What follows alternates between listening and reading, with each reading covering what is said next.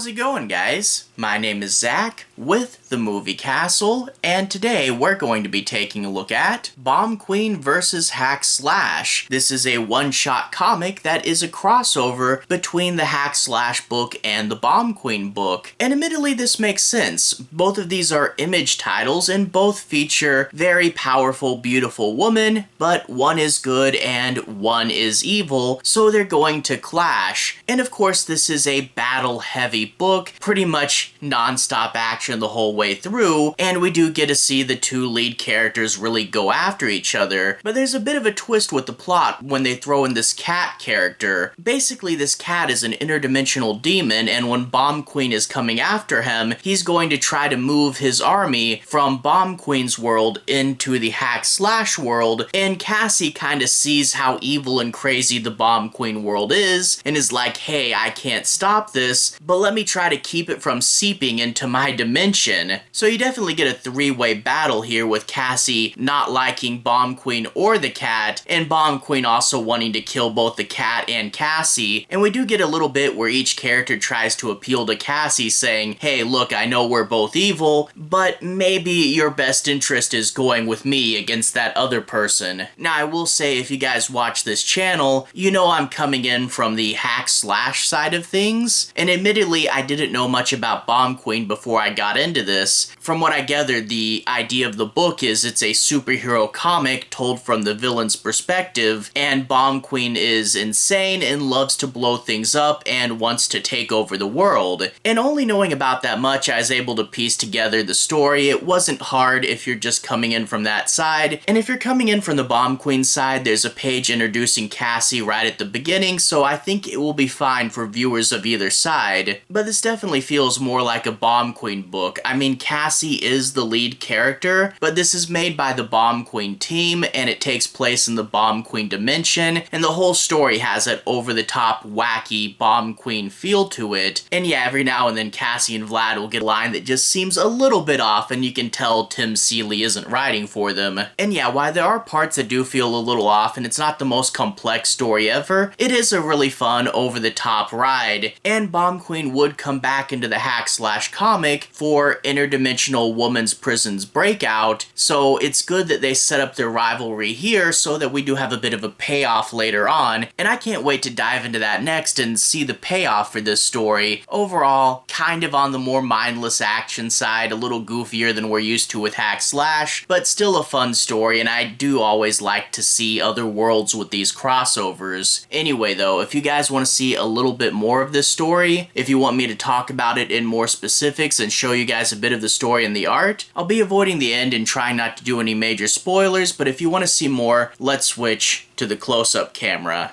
Alright, here we are inside the castle taking a closer look at Bomb Queen vs. Hack Slash. Now, there are two ways to get this. You can either buy the individual issue, which is going for a bit of money. Last I checked, I saw a lot of people on Amazon selling it for like $69, so I guess Amazon sellers have a sense of humor, but it was a lot cheaper to get it collected in this trade paperback, Bomb Queen Gangbang, and from what I gather, this has a lot of like one-offs and crossover issues, so it's the stuff that really wouldn't go into another volume of Bomb Queen. The story, and I believe the art, are by Jimmie Robinson. Sadly, we don't get like a good table of contents and credit page here. I would love each story to have its own listing saying who did what, but I think for the Bomb Queen series, it's all Jimmie Robinson. However, we do get a special thanks for Hack Slash creator Tim Seeley here. And before we get too far, let's take a look at the Hack Slash timeline.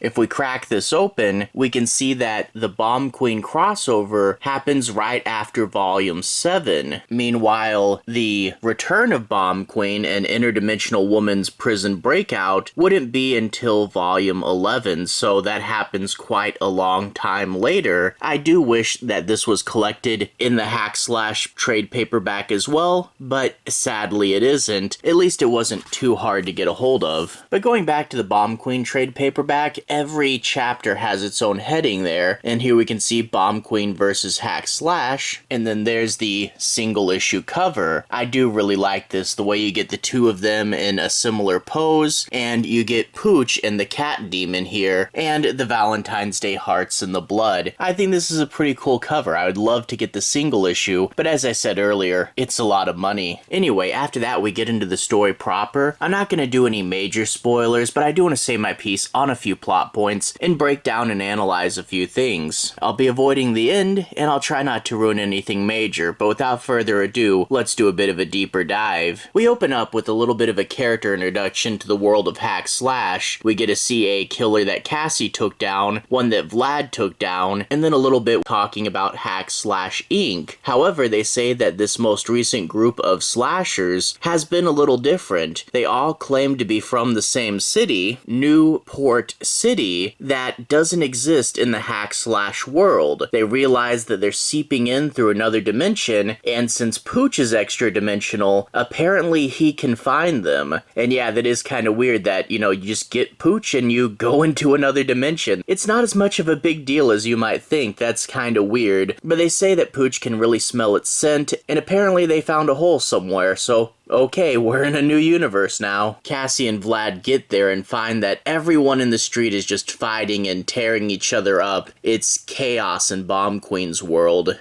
We get a bunch of differently designed slasher characters, including one that just has this shirt. That's crazy. But Pooch quickly gets a scent again, and it's coming from an old hideout of Bomb Queen that's all deserted and destroyed. They go inside and Pooch runs off after the scent, while Cassie and Vlad decide to stick together and search the place a lot more slowly. Before too long, a bunch of slashers jump out of their hiding places. Cassie and Vlad do battle with them and find that all of them have mysterious green glowing eyes, and after a minute they stop, and it turns out the villain they've been looking for the whole time is a demon in the form of this cat, which I guess that's why Pooch can smell him. The cat explains that why the slashers from this dimension are seeping into the other world is because that's his army, and Bomb Queen is after him specifically, so he's trying to escape to another dimension. And yeah, we get this cool shot of the cat in its true form in the shadows. It's a fun design. Cassie comes to the decision that this world is beyond saving, and decides that all she can do is try to kill this cat and at least stop the evil from getting into her dimension. Pooch goes after the cat, and it seems like the day is saved, but then there's an explosion, and wouldn't you know it, Bomb Queen herself shows up, and now you have a three-way battle. Cassie and Bomb Queen both want to stop the cat, but Cassie also is not a huge fan of Bomb Queen because she is a supervillain. But it looks like most of the attention right now is on the cat, so he has to really be careful and play his cards right. And Bomb Queen will get a bit of a fascination with Cassie, since she's someone without superpowers but appears to be holding her own quite well. And from there we get a good bit of fighting and a few fun gags, but I don't really want to go any further in the book than that, because again, I don't want to spoil anything major. So yeah, Bomb Queen vs. Hack Slash is a good bit of fun. It's one of those that's a prolonged heavy battle sequence, the cat being the main antagonist of the book and having the power to control other slashers, and the direct rivalry with Pooch is a really fun idea that did lend quite a bit to the story, and keep it from being too simple. It was fun to see these two come together, and I'm sure this will have a bit of a payout when we see Bomb Queen return to the Hack Slash comic for Interdimensional Woman's Prison Breakout. Anyway, to everyone who's watched so far, thank you for watching. To everyone who's liked and subscribed, thank you. You really are helping the channel out. I'll leave a relevant playlist in the bottom. This should be my Hack Slash playlist. If you guys want to see me talk about more plot arcs from the comic, you can see those right there. Anyway, have a good day. I'll see you guys again very, very soon. Playlist here. Have a good day now.